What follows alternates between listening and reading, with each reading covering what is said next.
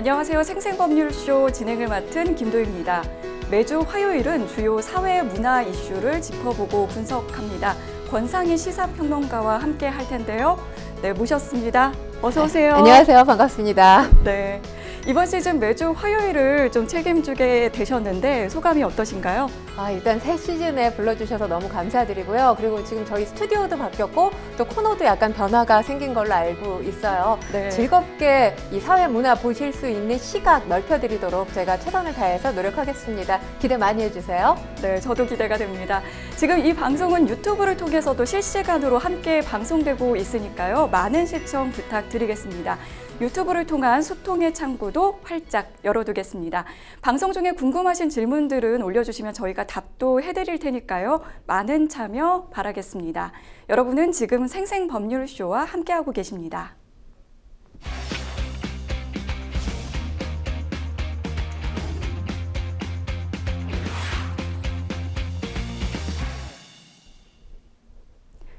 첫 코너는 생생 코멘트입니다. 생생 코멘트는 각 분야에서 화제가 되고 있는 인물들과 이슈를 주제로 그 말을 하게 된 배경과 의미를 다양하게 풀어내는 코너인데요.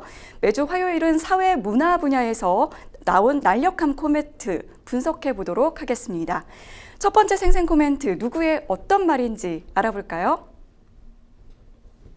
반드시 의료 개혁 정상화 완수. 저는 이번에는 좀 딱 바로 감이 오는 것 같은데요. 요즘 가장 핫하고 민감한 문제죠. 의대 증원과 관련된 코멘트인데요. 정부의 입장을 반영한 발언이니까 딱 그분이네요. 네, 맞습니다. 생각하신 그분이 맞습니다. 네. 한덕수 국무총리의 발언인데요. 사실 29일이 이 전공의 집단행동에 나선 전공의들 복귀 시점이지 않았습니까? 네. 그런데 29일이 지나도록 지금 3일절 연휴 끝나고 일상에 복귀하고 오늘이 지금 전공의 집단행동에 나선 지 어느덧 보름입니다. 15일째인데도 복귀한 전공의 숫자 굉장히 미미할 정도로 적은 상황이에요. 이때 지금 복귀 시한까지 기다렸다가 지금 복귀가 이루어지지 않았을 때 한덕수 국무총리가 했던 발언이었거든요. 이 정부는 반드시 의료개혁과 의료 정상화 정책을 완수해서 국민들의 믿음에 보답하겠다라고 하면서 정부는 헌법과 법률이 부여한 정부의 의무를 망설임 없이 이행할 것. 그러니까 뭐 이 속뜻은 달리 말하면 이때까지 지금 복귀를 하지 않았으니 그리고 사실 3일의 여유를 더 주긴 했습니다. 이 연휴까지 기다렸는데도 복귀를 안 할 경우에 사법 절차에 들어가겠다. 뭐 이런 의미를 담고 있는 발언이라고 볼 수 있는 거고요. 일단 지금 미복귀 전공의에 대해서 면허정지 이 사법 절차에 정부가 착수한 상황입니다. 그리고 지역의대 정원 확대 뭐 차질 없이 진행하겠다라는 것도 정부의 입장이고요. 윤석열 대통령 이 지금 의료 개혁 자체를 타협이나 협상의 대상이 아니다 이렇게 못 박은 상태입니다. 정부와 의사들이 정말 강대강으로 대치 국면을 이어가고 있고 오늘 오전에도 이제 중대본 회의가 있었는데 엄정 대응을 하겠다 이런 방침을 또다시 밝혔거든요. 서로 한치도 물러날 수 없다 이런 입장을 계속 보이고 있는데요. 사실 가장 걱정스러운 건 지금 환자들 그리고 환자 보호자들이 아닐까 싶습니다. 이게 언제 끝날지 지금 도대체 알 수가 없는 상황이 돼버렸어요. 지금 정부 같은 경우는 복귀하지 않은 전공이 8,000명이 넘었거든요. 정부가 오늘 행정처분 사전통지서를 지금 발송했습니다. 그러니까 전공의들에 대한 처벌이 가시화되는 양상이다 이렇게 볼 수 있는 거고요. 이에 반해서 지금 의대 같은 경우는 어제 개강이 됐잖아요. 네. 개강이 됐음에도 불구하고 아직 수업이 진행되지 않고 있습니다. 수업을 거부한 의대도 있고요. 그리고 개강을 다음 주로 연기한 의대들도 상당수 있는 것으로 전해집니다. 게다가 지금 이 학교 내에 문제가 더 복잡해질 가능성이 있는데 지역 의대 같은 경우는 2배 이상 증원이 필요하다라는 이 의견을 이미 교육부에 전달한 것으로 지금 알려진 의대들이 꽤 있습니다. 뭐 경북대 같은 경우는 현재 110명 정원인데 250명까지 늘려달라 이렇게 지금 정부에 건의를 한 상황이에요. 그런데 중요한 건 의대 교수들과 학교 본부 측의 입장차입니다. 그러니까 의대 교수들은 의대 정원 증원이 필요 없다라는 입장을 고수하고 있고요. 그리고 학교에서는 증원을 해야 된다는 입장 차가 있기 때문에 지금 지방의대 교수들 가운데서 오늘 삭발식에 참여한 의사도 있고요. 그리고 사직서를 제출한 의사도 있는 것으로 알려졌습니다. 네. 그런 가운데 또 의대생들의 또 코멘트가 나온 부분이 있는데요. 한국 정부 포갑적 도와달라 이런 코멘트가 또 있었습니다. 의대 정원 증원에 반대하는 의대생들이 해외 의대생 단체에게 이런 성명을 보내서 지원을 요청했다고 하는데요. 우리나라 정부를 규탄하는 이런 상황에까지 이르렀는데 좀 안타까운 마음이 듭니다. 지금 사실 그 세계 의대생 연합이라는 단체가 있는데 이 단체가 굉장히 전통이 오래된 단체예요. 그러니까 1951년에 설립이 돼서 전 세계 130개국의 의대생 130여 명이 가입되어 있는 그런 단체입니다. 여기에 이제 지금 의대생들이 호소를 하고 있는 상황이거든요. 네. 뭐 주된 내용이 우리가 탄압받고 있으니 지원을 해달라라는 내용입니다. 그리고 지금 기존의 의료 시스템으로 충분히 가용 가능한데 정부가 새롭게 바꾸려고 하는 것 자체가 문제가 있다. 우리는 그렇기 때문에 두렵다. 이런 취지의 내용들을 SNS를 통해서 지금 전달한 것으로 알려졌는데 우리나라 의료 수준 하면 세계 최고 수준인 것으로 알려져 있잖아요. 네. 특히 이제 서울대를 비롯해서 빅5 병원 같은 경우는 세계 100대 병원 안에 속합니다. 네. 그럴 정도로 의료 수준이 최고인 나라에서 이런 일이 벌어졌다라는 것, 글쎄요, 국격 자체가 떨어지지 않을까라는 우려되는 마음도 있습니다. 네, 정부와 여당은 2,000명이 무리한 증원이 아니라고 이야기를 하고 있고 또 야당에서는 증원에는 찬성하지만 증원 수가 지나치게 많다 또 이런 입장입니다. 평론가님께서는 어떻게 좀 바라보고 계신가요? 일단 의대 증원에는 저는 찬성을 합니다. 네. 그런데 지금 왜 의대 증원에 찬성을 하냐 하면 이 지금의 의대 정원 같은 경우 2000년대 초반에 의대 정원이 줄어들었어요. 줄어든 채로 지금까지 유지가 되고 있습니다. 그런데 우리 사회가 어떻게 변했냐 하면 지금 사실 내년이면 초고령화 사회로 진입하게 되거든요. 네. 결국엔 병원을 찾는 환자들이 늘어난다라는 의미로 해석할 수 있습니다. 그렇기 때문에 의대 증원을 하는 것이 맞다라는 말씀을 드리겠지만 2,000명을 갑자기 늘리는 것에는 조금 의문이 듭니다. 네. 왜냐하면 2,000명이라는 숫자가 꽤 많은 숫자거든요. 그렇다면 의대 같은 경우는 뭐 해부학 실험도 해야 되고 여러 기자재들도 필요할 텐데 과연 이렇게 의대 증원을 한꺼번에 하는 만큼 교육의 질이 따라갈 수 있을까라는 네. 부분에서 의구심이 있고요. 그리고 중요한 건 지금 이렇게 의사 수를 늘리겠다고 정부가 정책을 세운 데에는 이유가 있죠. 왜냐하면 우리가 지난 시간에 작년에도 저희가 말씀을 드렸지만 응급실을 뺑뺑이 하다가 사망하는 사건들 비일비재하게 요즘 발생하지 않습니까? 응급의학과 의사라든지 필수진료과 하면 내외산소를 꼽습니다. 내과, 외과, 산부인과, 소아청소년과 네. 의사가 부족한 상황이에요. 그런데 이렇게 의대 정원을 늘린다 한들 과연 2,000명 한꺼번에 늘린다고 한들 지금 이 내외산소과나 응급의학과에 의사 지원을 하려는 지원자가 많을지 의문이고요. 또 한 가지는 지금 지방에 절대적으로 의사 수가 부족한 게 사실입니다. 그런데 의대생들을 이렇게 늘린다고 해서 과연 그들이 수도권을 포기하고 후에 지역 의료, 지방 의료를 맡을 것인지에 대한 의문도 들기 때문에 이에 대한 정부 정책이 조금 더 세심하게 세워져야 되지 않을까라는 생각 말씀을 드립니다. 네, 말씀해 주신 것처럼 의료 공백 우려가 가장 큰 것 같고 또 실제로 환자가 있는 그 가정에서는 굉장히 좀 걱정과 불안이 커지고 있거든요. 피해는 사실 국민들이 직접적으로 받고 있는데 좀 어떤 해법이 있을까요? 지금 사실 의사분들, 뭐 우리가 의사 선생님이라고 부르잖아요. 환자를 고쳐주신 의사 선생님들에 대한 고마움, 존경심을 담아서 선생님이라는 호칭을 붙이는데 의사 선생님들이 빛을 발할 때는 환자 곁에 있을 때 빛이 납니다. 네, 맞습니다. 그 부분을 저는 간과하지 않으셨으면 좋겠고요. 그리고 집단 행동으로 본인들의 의사를 관철시킨 경우들이 있었죠. 지난 정부에도 있지 않았습니까? 그 학습 효과 때문인지 이렇게 환자들을 볼모 삶아서 집단 행동에 나서는 것 자체 여론을 더욱더 싸늘하게 만들 수 있다는 점도 기억을 했으면 좋겠고요. 그리고 일단 정부가 지금 강경한 태도 일변도거든요. 네. 저는 이 부분에 대해서는 일단 대화 테이블, 대화 채널은 그냥 열어뒀으면 이런 유연성은 가져야 된다라는 생각을 합니다. 그리고 지금 의대 교수들이 바라는 게 의대 증원과 관련해서 제대로 된 이제 의대 교육, 이 교육의 질이 보장될 것인가? 아까 제가 말씀을 드렸다시피 이게 전제돼야 된다라는 목소리를 내고 있거든요. 이 부분에 대해서 정부가 고민하고 제대로 설득하는 노력은 기울여야 되지 않을까 말씀을 드립니다. 네, 대화와 협의를 통해서 좀 더 이상의 좀 혼란을 좀 끝내고 올바른 의료 개혁을 좀 이루어줬으면 좋겠다는 마음이 듭니다. 이어서 두 번째 생생 코멘트 한번 살펴보겠습니다. 30일 후에 또 라고 되어 있는데 이번에는 좀 전혀 짐작이 안 되는데요. 30일 후에 또 이건 누가 말한 걸까요? 일단 30일 후에 우리가 또 이별을 해야 되는 게 일단 1차 이별을 했다고 저는 생각하거든요.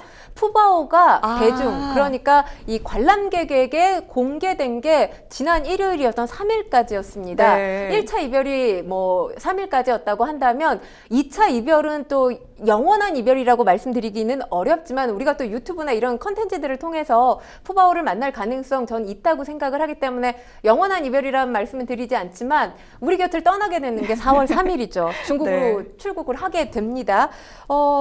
지금 30일 후에 또라고 말씀을 한 바로 저분이죠. 강철원 사육사 강바오로 유명한 분이시죠. 네. 이제 뭐 사실 푸바오의 할아버지로 정말 멋진 역할을 다해주면서 요즘 뭐 여러 예능 프로그램에도 나오고 있죠. 셀럽 중에 셀럽이신데 사실 3일날 이 푸바오가 퇴근하는 모습을 보고도 발길을 떼지 못한 관람객들에게 30일 후에 또 이별을 하는데 네. 지금 아쉬움 접어두시고 집으로 안전하게 돌아가시라 이렇게 말씀을 한 거예요.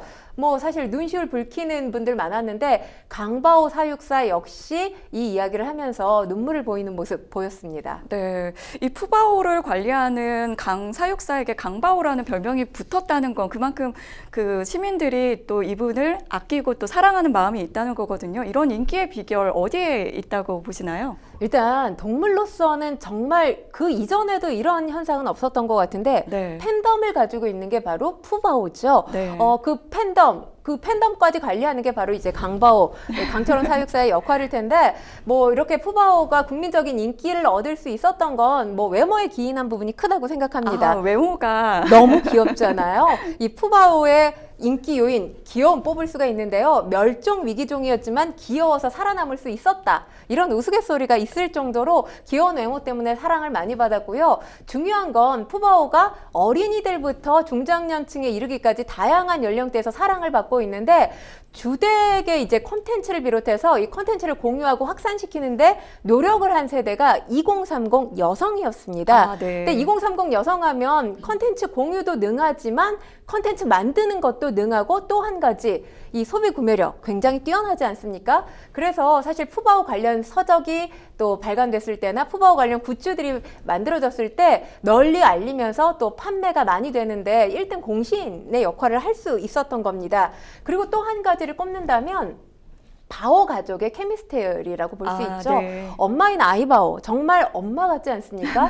그러니까 모성애를 느낄 수 있고 또 강바오 또 송바오 사육사도 있지 않습니까? 이 두 사람 모두 사람과 동물의 결합인데 이 케미 때문에 사실 이들을 한 가족으로 봐요. 네. 바오 가족으로 보는데 우리 사회가 지금 가족의 해체 문제가 또 그 기존에 있었던 가족 중심주의를 깨면서 하나의 사회 문제로 대두되고 있는 시점에서 어찌 보면 이들이 보여주는 가족의 모습, 관계를 갖고 있고 이 유대 관계를 맺고 있는 이런 모습들이 사람들의 마음에 하나의 감동 포인트가 됐기 때문에 국민적인 인기를 얻지 않았나라는 생각을 합니다. 네, 이 푸바오를 마지막으로 관람하기 위해서 굉장히 많은 시민들이 추운 날씨에도 불구하고 오랜 시간을 기다렸다고 하더라고요. 그래서 많은 눈물을 흘리기도 했고 사실 네. 이 마지막 날 개장, 그러니까 사실 이 푸바오를 볼 수 있는 시간이 오전 10시잖아요. 그런데 특히 3월 3일 마지막으로 푸바오를 볼 수 있었던 날 이곳 뭐 이제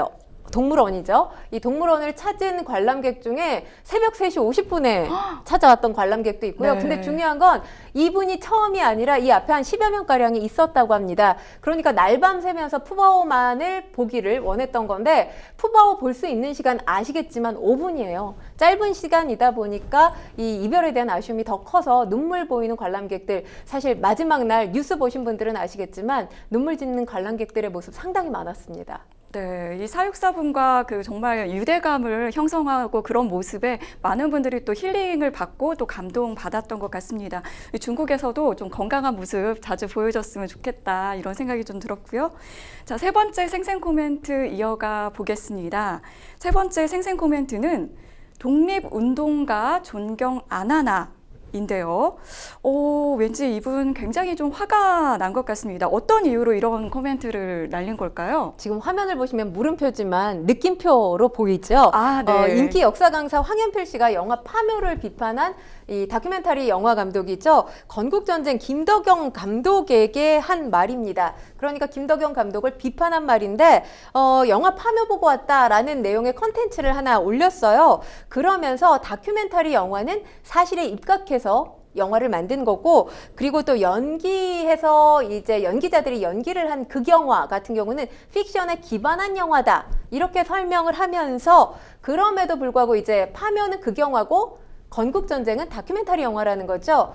다큐 영화인데도 불구하고 이 건국전쟁 팩트에 기반하지 않았다라는 취지의 비판을 한 겁니다. 네. 그리고 파묘가 항일 영화인데, 항일 영화 같은 성격을 가지고 있는데 이게 좌파 영화냐 라면서 날선 비판을 하면서 본인은 좌파가 아닌 진보주의자다 라고 하면서 또 한 가지 이제 분노에 섞인 느낌표의 발언이라고 생각을 합니다. 좌파의 반대인 우파는 우리 독립운동가를 존경하지 않느냐, 이런 식의 또 발언을 내놨는데, 글쎄요, 저는 사실 김덕영 감독이 건국전쟁을 만든 감독이기는 하지만 보수 진영 또 우파를 대변하는 인물이라고 생각하지는 않습니다. 그렇기 때문에 이 한 인물이 한 발언을 두고 이걸 우파 전체로, 보수 진영 전체로 공격하는 듯한 발언은 좀 적절하지 않지 않나라는 생각을 합니다. 네, 영화 건국전쟁의 김덕영 감독이 정확하게 어떤 코멘트를 한 건지도 좀 살펴봐야겠는데요. 정확하게 본인 SNS에 반일주의를 부추기는 파묘에 좌파들이 몰리고 있다. 그러면서 건국전쟁의 위협을 느낀 자들이 건국전쟁을 덮어버리기 위해 파묘로 분풀이를 하고 있다. 이렇게 네. 표현을 했습니다. 제가 볼 때는 건국전쟁이 100만을 넘고 지금 파묘 때문에 약간 주춤한 상황이거든요. 네. 그러다 보니까 약간의 노이즈 마케팅을 벌이려고 이런 무리수 발언을 던진 게 아닌가라는 생각을 해봅니다. 네, 총선을 앞두고 있어서인지 영화계에서도 이 이념 전쟁이 뜨겁습니다. 오늘 이 얘기는 잠시 후에도 좀 더 깊숙하게 알아볼 예정이니까 세 번째 생생 코멘트는 여기서 마무리를 하겠습니다. 여러분은 지금 생생 법률쇼와 함께하고 계십니다.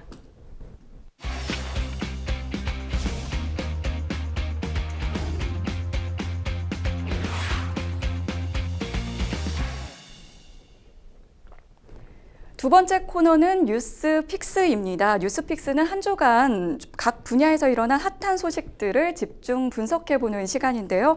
매주 화요일에는 사회 문화 분야 주요 소식들 짚어보겠습니다.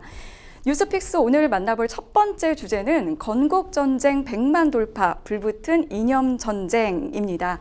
뉴스픽스 바로 시작해보죠. 이승만 전 대통령의 일대기를 다룬 다큐멘터리 영화죠. 건국전쟁이 100만 관객을 넘어섰습니다. 영화에 대한 평가가 크게 엇갈리는 가운데 이 감독은 내년 3월에 속편을 개봉하겠다, 이런 계획까지 밝혔는데요. 관련된 이야기 나눠보도록 하겠습니다. 주로 50대 이상 관객들이 영화의 흥행을 좀 이끌고 있다, 이런 소개가 나오고 있는데요. 평론가님께서는 보셨나요?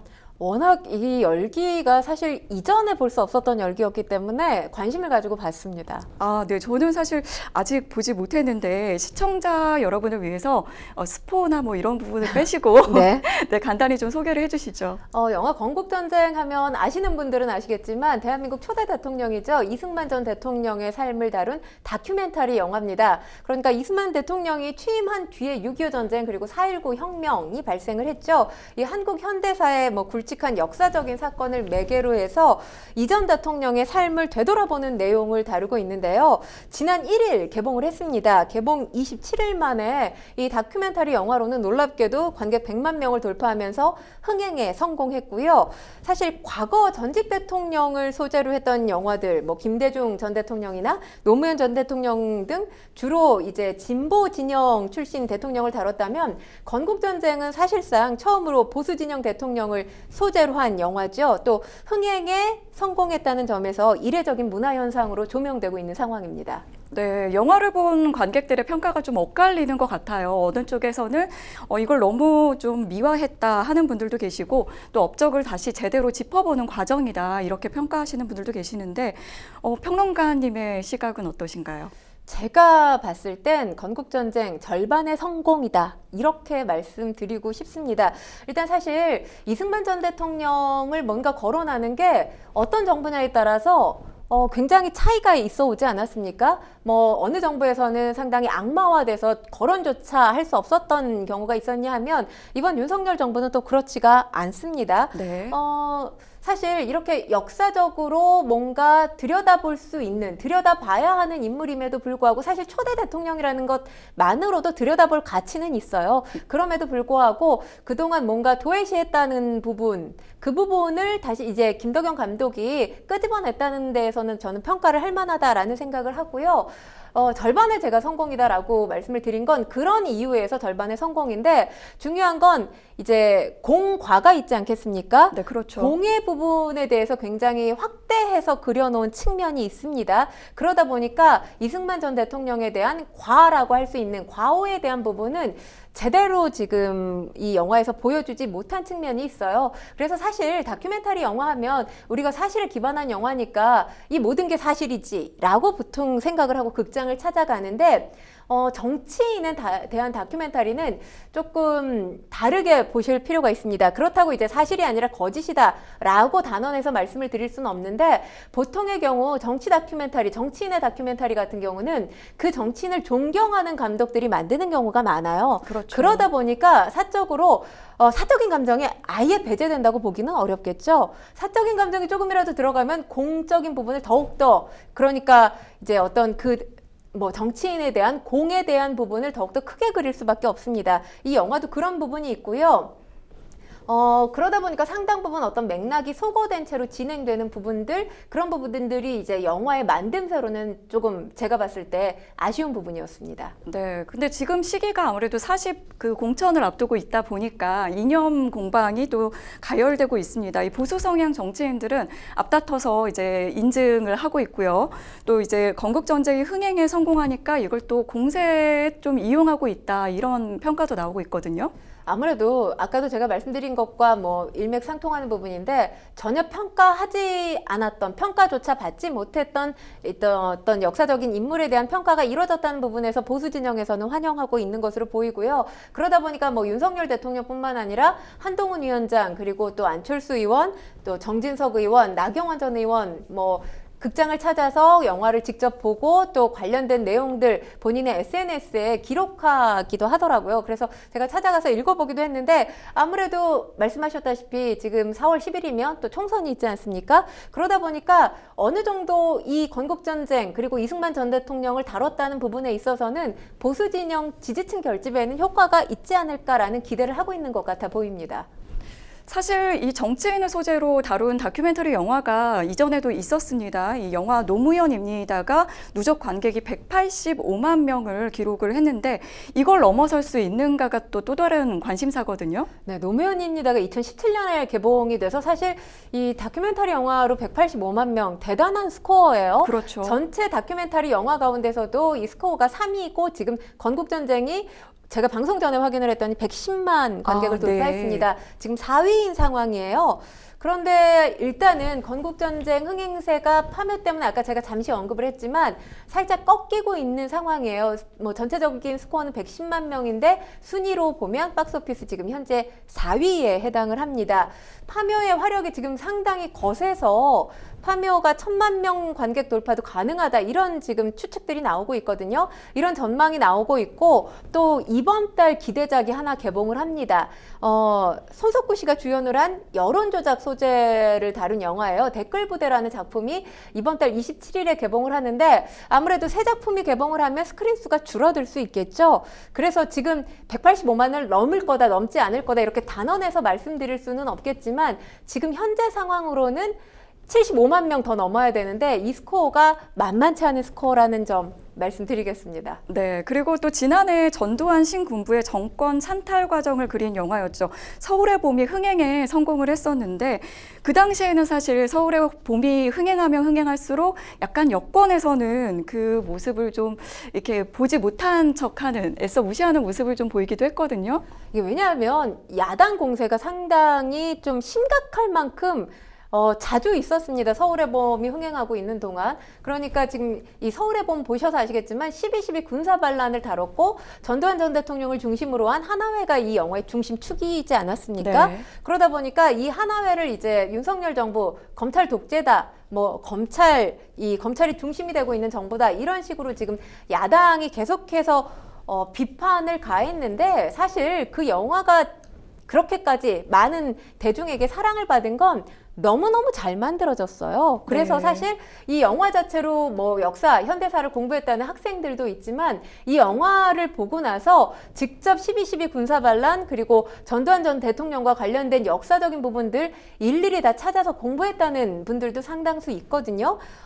저는 그래서 이게 다큐멘터리 영화도 아니고 극영화이지 않습니까? 네, 그렇죠. 정치권에서 극영화를 정치에 악용하는 일들은 없었으면 좋겠습니다. 왜냐하면 즐겁게 재미있게 좋은 영화라고 생각하고 봤던 관객들의 이 마음을 굉장히 반감시킬 수 있거든요. 그래서 이런 부분들은 뭐 여권이 됐건 야권이 됐건 좀 지양해 줬으면 하는 바람입니다. 네. 그리고 극장가에는 현재 또 김대중 전 대통령 탄생 100주년을 기념해서 제작된 다큐멘터리 영화가 있습니다. 길 위에 김대중이라는 영화가 상영이 되고 있는데요. 건국전쟁에 비해서는 좀 뒷심이 떨어지는 느낌입니다. 지금 스코어를 보면 12만이에요. 그러니까 뭐 건국전쟁에 비해서 한 10분의 1 정도의 스코어를 보이고 네. 있다라고 볼 수 있는 건데 제작비 5억이기 때문에 손익분기점은 넘어선 것으로 알려졌습니다. 이렇게 그래서 제가 길의 김대중은 보지를 못했기 때문에 작품성 여부에 대해서 작품성이 뛰어나다 그렇지 않다라고 말씀을 드릴 수는 없어요. 근데 관심도가 일단 떨어진 이유는 제가 추측하건대 지금 문재인입니다. 그대가 조국 이런 이 야권 인사들 그러니까 진보 진영 인사들과 관련된 영화들이 있어 왔어요. 극영화로는 또 변호인 이 역시 노무현 전 대통령이 변호사 시절 때의 모습을 또 극화해서 다뤘던 영화였죠. 네. 이런 영화들이 있어 왔기 때문에 조금 어떤 진보 진영의 관객들에게 조금 관심이 멀어진 게 아닌가. 왜냐하면 그대가 조국이나 문재인입니다도 사실 개봉 시기가 그렇게 막 몇 년 전이 아니라 지난해였던 걸로 제가 기억을 하거든요. 멀지 않기 때문에 그런 부분에 있어서 관심도가 좀 떨어진 게 아닌가라는 생각을 해봅니다. 네. 그리고 건국전쟁에 한동훈 장관이 또 본의 아니게 출연을 했다는 그런 내용이 있더라고요.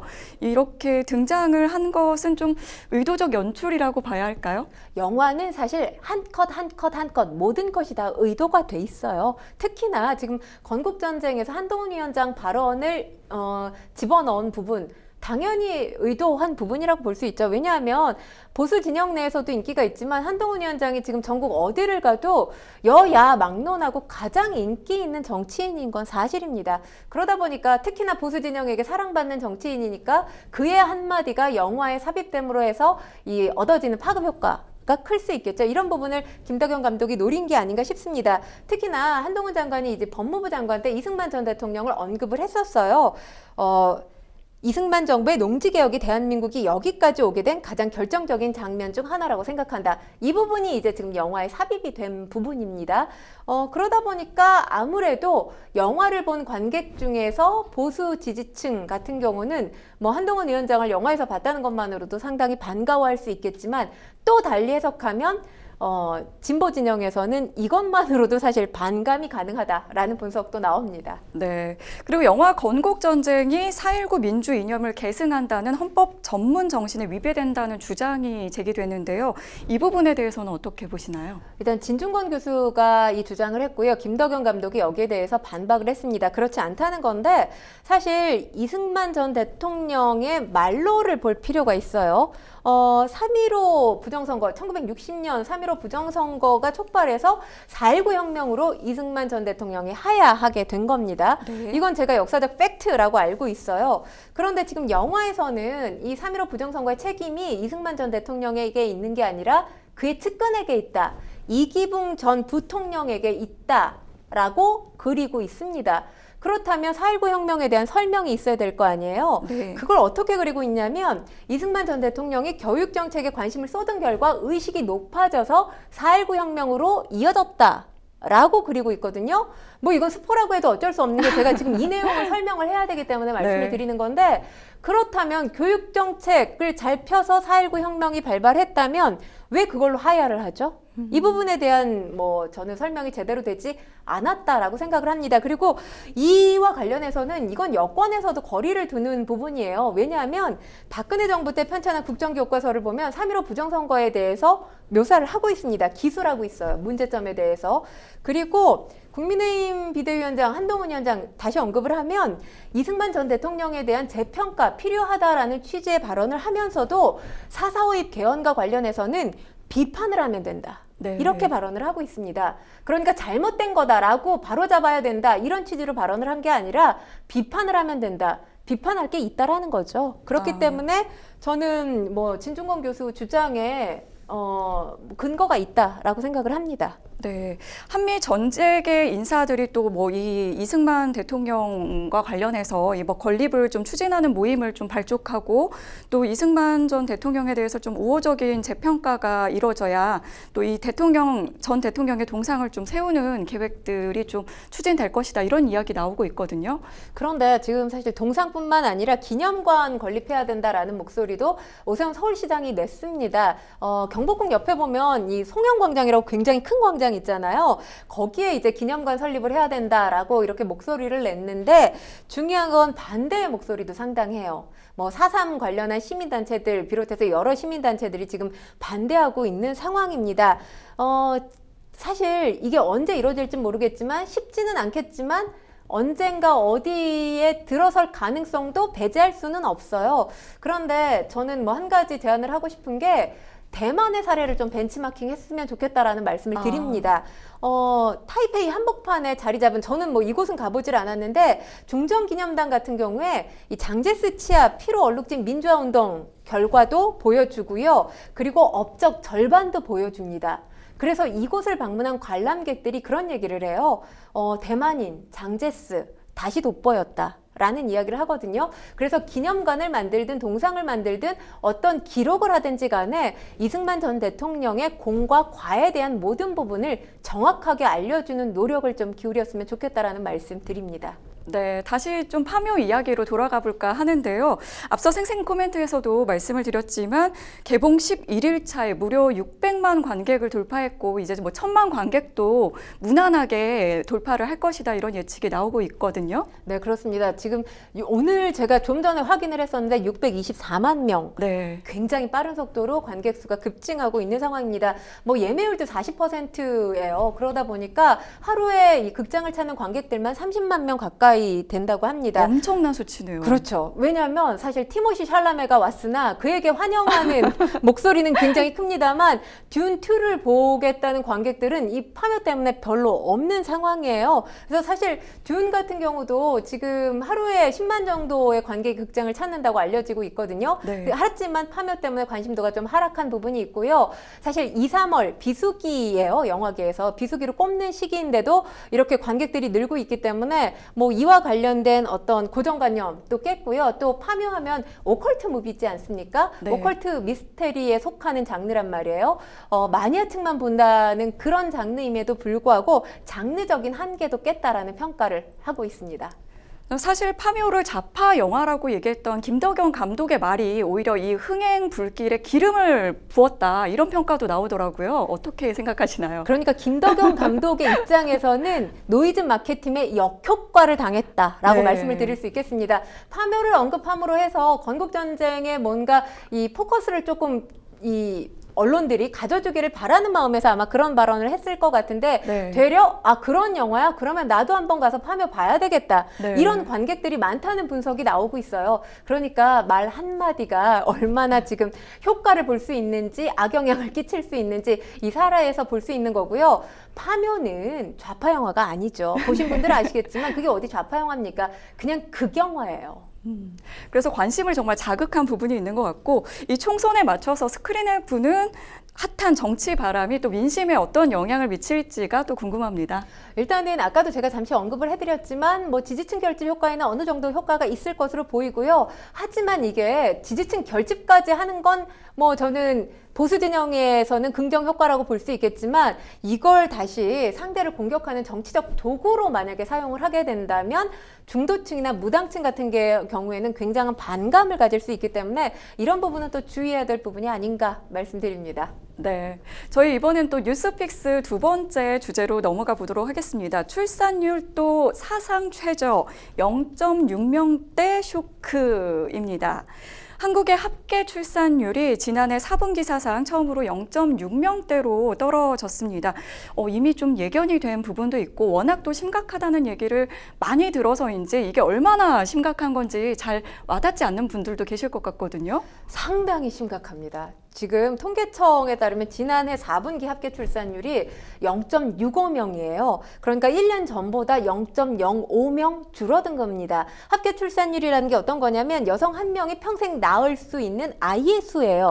근데 부부를 얘기를 하자면 부부 100상, 그러니까 200명이잖아요. 200명의 자녀 수가 65명밖에 되지 않는다라는 네. 의미입니다. 2017년 4분기에 처음으로 한 명대 미만이 됐거든요. 근데 6년 내내 지금 계속해서 합계 출산율이 줄고 있는 상황이에요. 한국의 총 인구가 50년 뒤인 2072년에는 3,600만 명대로 줄어들 거라고 하는데 이게 1977년 수준의 인구 수입니다. 네. 100년 후쯤 되면 어느 정도로 줄 것인가? 2천만 명을 상회할 정도? 이 정도 수준이라고 해요. 통계청 조사에 따르면. 그러니까 조선시대 수준으로 돌아가는 그런 수준에 이른다고 합니다.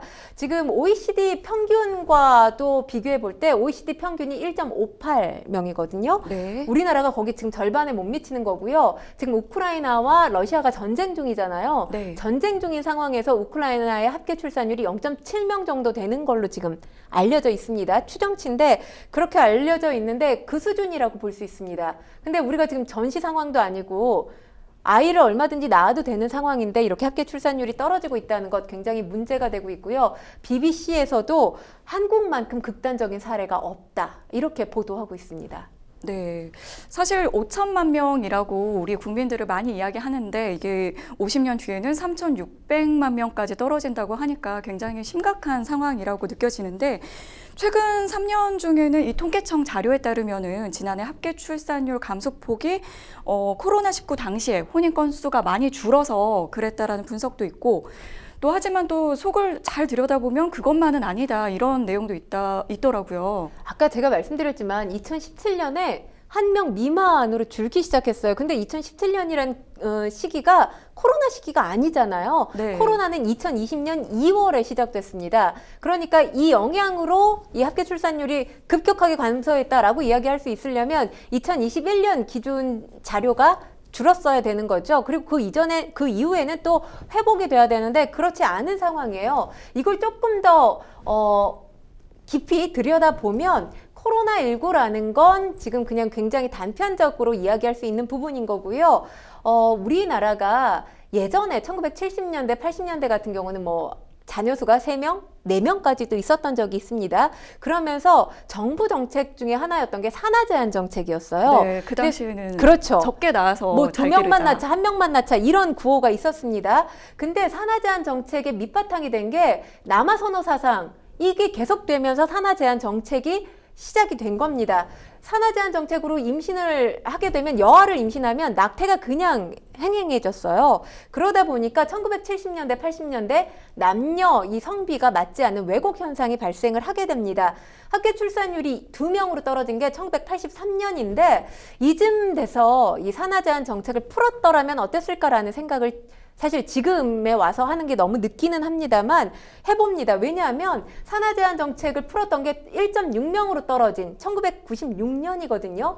그러니까 미래를 내다볼 수 없었던 정부의 어떤 무지에서 비롯된 인구 절벽이 인구 절망의 상황을 만들어낸 게 아닌가 이런 분석도 가능해 보입니다. 조금 더 발빠르게 대응을 했어야 한다 이런 의견이신 것 같은데 또 일각에서는 오히려 인구가 줄면 더 나은 게 아닌가 이런 의견도 있더라고요. 지금 문제는 사실 인구가 국토 대비 지금 5천만 너무 많아요. 이렇게 단순하게 얘기할 수 없는 게 초고령화 사회로 이제 진입하는 건 눈앞에 두고 있는데 말씀드렸다시피 계속해서 아이를 낳지 않고 있는 사회에 우리가 살고 있어요. 그러다 보면 어떤 문제가 발생을 하냐 하면 이미 지역의 대학들 문 닫아야 될 대학들 있죠. 네. 그리고 어제 제가 보도를 봤더니 전국에 157개 초등학교가 입학생을 한 명도 못 받았다고 합니다. 네, 저도 봤습니다. 그런 네. 학교들은 이제 폐교 가능성이 커진 거 아니겠습니까? 학교가 소멸하게 되면 지역 상권 붕괴가 돼요. 그리고 중요한 건 국민연금 같은 경우 국민연금 의무 가입자가 늘어야 되잖아요. 그런데 2042년 무렵에는 국민연금을 받는 사람들은 느는데 지금 의무 가입자 수는 줄어든다고 합니다. 그러다 보면 국가 재정 바닥을 보일 수가 있죠. 그리고 지역 같은 경우는 지금 뭐 서울도 저출산 지역이지만 저출산 지역이라는 오명을 쓴 지역들이 상당히 많거든요. 지역 경제 자체가 이 추진 동력 잃어버릴 수밖에 없는 거고요. 일단 뭐 노인복지 의료비 들어가는 돈은 상당히 많아요. 하지만 지금 인구수가 줄어들어서 노동력이 감소하게 되면 일하는 인구가 없다는 얘기잖아요. 일하는 인구가 없다면 세금을 내야 되는 인구도 없다는 거거든요. 네. 결국엔 국가재정 위기까지 불러올 가능성이 있습니다. 그렇군요. 그래서 이게 소득 수준이나 또 지역에 따라서도 더 크게 이 그 파급 효과가 나올 수 있다 이런 말씀을 해주셨고 사실 그런데 이제 뭐 정부에서도 대책을 계속 내놨습니다. 계속해서 왔었는데 그럼에도 불구하고 이게 정책에 현실적인 어려움이 좀 반영되지 않은 것 같다라는 얘기도 많았거든요. 그래서 사실 여성들이 아이를 낳고 싶지 않은 것은 아이를 키우기가 쉽지 않은 상황이기 때문에 아이를 낳기 어려운 현실이기 때문에 낳을 수 없다라는 건데 일단 남성 육아 분담 부족 아직까지 있다고 해요. 요즘에는 뭐 아이를 대신 키워주는 남성들도 많죠. 여성을 대신해서. 하지만 남성 육아 분담 부족 현실이 아직까지는 완전히 개선됐다라고 볼 수 없는 거고요. 그리고 근무로 인해서 육아에 드릴 만한 시간이 확보되지 않는다는 거죠. 예를 들어서 회사에서 일을 하고 7시나 8시에 퇴근을 하면 저녁하고 아이 키우고 그러다 보면 자기 개발할 시간이 없다는 겁니다. 또 그러다 보면 사표를 내게 되죠. 경력이 단절됩니다. 이 경력이 단절돼서 아이를 어느 정도 키워놓고 다시 사회에 진출하면 나를 받아줄 만한 회사가 보이지 않는다는 거예요. 그리고 육아휴직 후에 복직을 하게 되면 해고 위험에 처해 있거나 아니면 승진해서 누락되는 경우도 비일비재하다는 게 지금 여성들의 목소리입니다. 그리고 높은 주거비 또 교육비도 문제고요. 지금 BBC에서 조명한 것 중에 굉장히 우리나라 특이하게 보는 게 4살 아이부터 영어학원 보내고 또 뭐 운동도 가르쳐야 되고 미술도 가르쳐야 되고 피아노도 가르쳐야 되고 사교육 시장이 굉장히 방대하다는 거예요. 네. 이렇게 해서 한 달에 들이는 돈이 100만 원에서 200만 원이라는 것 이해가 안 된다는 겁니다. 결국엔 아이가 행복하게 자랄 수 없는 곳이고 어른들도 행복할 수 없기 때문에 아이를 낳을 수 없다는 결론에 다다른 여성들이 많다는 거죠. 네, 여러 가지로 좀 현실이 좀 암울한 그런 통계들이 계속 나오고 있는데 총선을 앞두고 정치권은 잇따라 대응책을 내놓고 있습니다. 그런데 가장 시급하게 해결해야 할 문제 뭐라고 보십니까? 일단 정부가 지난 16년 동안 퍼부은 어떤 저출생 예산이죠. 무려 280조예요. 그런데 이렇게 합계 출산율이 줄었다는 건 이 돈이 제대로 구실을 하지 못하고 있다. 그러네요. 이렇게 말씀드릴 수가 있는 겁니다. 지금 보면 뭐 아동수당, 양육수당, 부모급여 이렇게 직접적으로 돈으로 제공하는 비율이 2022년보다 27% 올랐거든요. 그런데 중요한 건 사실 내가 탄탄한 직장, 좋은 직업을 갖고 있을 때 아이를 낳는 것도 부담스럽지 않아요. 왜냐하면 아이를 키우는 건 경제적인 부담을 동반하는 일이기 때문에 과연 양질의 일자리가 있는지에 대한 고민 정부가 좀 해야 되지 않을까라는 생각을 합니다. 일자리가 없는데 일자리가 불안한데 지금 내가 일하고 있는 곳이 불안한데 아이를 낳겠다고 마음 먹기는 쉽지 않은 시대, 쉽지 않은 세상입니다. 네, 그렇죠. 이제는 또 뭐 기업 차원에서도 조금 파격적인 사례들이 나오고 있는데요. 최근에 부영그룹에서 아이 한 명을 낳을 때마다 1억 원을 주겠다 이런 이야기가 나왔습니다. 어떻게 보십니까? 이 회장님 상당히 멋지더라고요. 아이 한 명에 1억인데 이 부영그룹에 다니고 있는 직장인 중에 아이가 3명이어서 3억을 받은 분을 봤어요. 네. 뉴스에서. 그러니까 사실 그분을 보면서 이분들은 애사심이 얼마나 커졌을까라는 생각을 합니다. 달리 말하면 이런 정책이 저는 효과가 있다고 생각하는 게 사실 애사심을 갖게 되면 업무 효율도 올라가지 않겠습니까? 일 열심히 하려고 할 것 같아요. 회사 발전을 위해서. 그래서 지금 부영 외에도 이런 그룹들, 뭐 이렇게까지 1억을 주겠다, 2억을 주겠다 이런 그룹까지는 아니지만 이렇게 아이를 낳는 출산을 장려하는 정책들을 장려하는 그런 어떤 회사의 복지 차원에서의 어떤 제도를 마련하고 있는 회사들이 꽤 있습니다. 금호그룹 같은 경우도 올해부터 첫째는 500만 원, 둘째 1,000만 원, 셋째 2,000만 원, 넷째 경우 3,000만 원. 출산 지원금을 주고요. 네. 또 난임 부부 시술비도 준다고 합니다. 회당 300만 원씩 무제한 지급하는 금호케어 운영을 하고 있는 상황이고요. 부영 외에도 포스코, 현대자동차 이런 출산 지원 제도들을 지금 운영을 하고 있는데 그러다 보니까 이게 어떻게 보면 국가가 해야 될 일을 또 기업 차원에서 하고 있는 거잖아요. 그렇네요. 그래서 세제 혜택 같은 다양한 방안 강구해라. 이렇게 윤석열 대통령이 기재부에 또 지시를 내린 상황입니다. 지자체 사례도 하나 좀 살펴볼까 하는데 뭐 고딩 땡땡이라는 프로가 있습니다. 근데 이 프로에 나온 부부가 7째 아기를 낳았는데 서울 중구에서 출산 양육 지원금으로 1,000만 원을 받은 첫 주인공이 됐다는 사례가 있는데요. 모범적인 지자체 사례라고 볼 수 있을까요?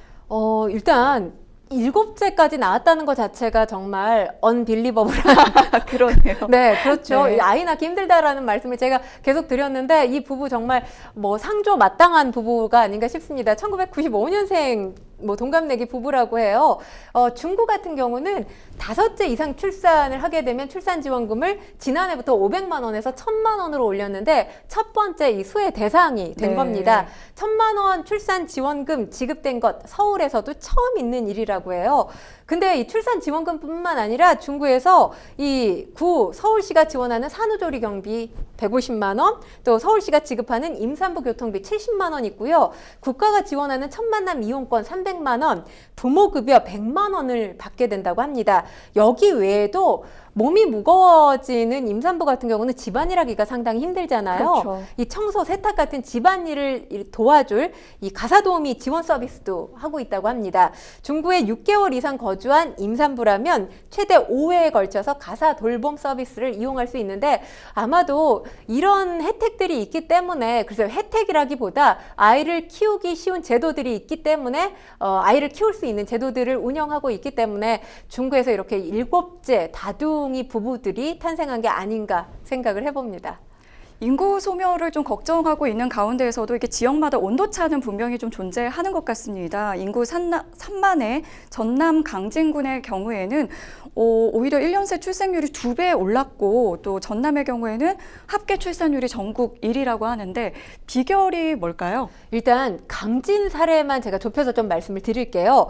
강진의 출생아 수가 지난해 200명이었다고 합니다. 합계 출산율이 우리나라가 지난해 0.72명이었잖아요. 이것의 2배가 넘는 1.47명을 기록하고 있는데 올 1월에만 21명이 태어났다고 하고요. 올해 전체적으로 250명가량 출산할 것으로 지금 예측을 하고 있습니다. 강진군의 육아 인프라가 대단해요. 일단 부모가 군에 주민등록을 하고 출생신고를 하게 되면 산모에게 2주간 산후조리원 이용 비용으로 154만 원이 지원이 되고요. 그리고 특이할 만한 사항이 있습니다. 사실 돌봄 서비스 때문에 발 동동 구르시는 엄마나 아빠 많잖아요. 그렇죠. 공동 육아 카페라는 걸 운영을 하는데 오전 9시부터 오후 8시까지 무료로 이용한다고 합니다. 이용하는 아이들이 한 달에 300명에서 400명가량 된다고 해요. 근데 저는 이렇게 한 달에 얼마씩 지원하는 것도 중요하지만 이 돌봄 서비스, 탁월한 돌봄 서비스를 운영하기 때문에 강진군에 살고 계시는 부부들이 마음 놓고 아이들을 출산을 하고 있는 게 아닌가 생각해 봅니다. 네, 이런 얘기 들어보니까 정말 육아 제도와 관련해서 사회 문화적인 인식, 인프라가 굉장히 중요하다는 생각이 더 드는 것 같습니다. 네, 오늘 함께해 주신 권상희 시사평론가님 고맙습니다. 고맙습니다. 네, 생생법률쇼가 준비한 소식은 여기까지입니다. 지금까지 시청해 주신 여러분 고맙습니다.